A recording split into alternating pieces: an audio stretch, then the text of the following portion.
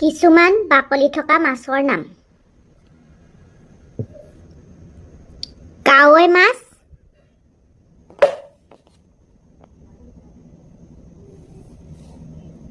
গৰৈ মাছ,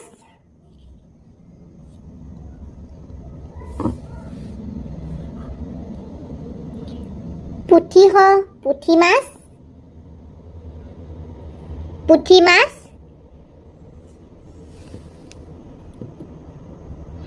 খলিহনা,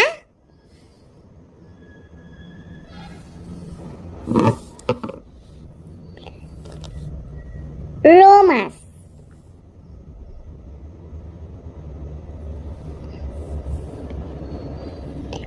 ভকুৱা মাছ, চিতল মাছ,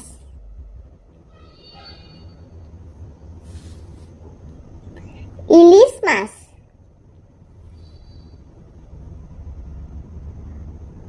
শিশুসকল, তোমালোকে যদি কিতাপত বা পৰীক্ষাত যদি আহে কেনেবাকে বাকলিত থকা মাছৰ নাম, তেনেহ'লে এইকেইটা লিখিবা দেই। এয়া দেখিলানে? ধুনীয়াকৈ গোটেইখিনি মই কৈ আছোঁ।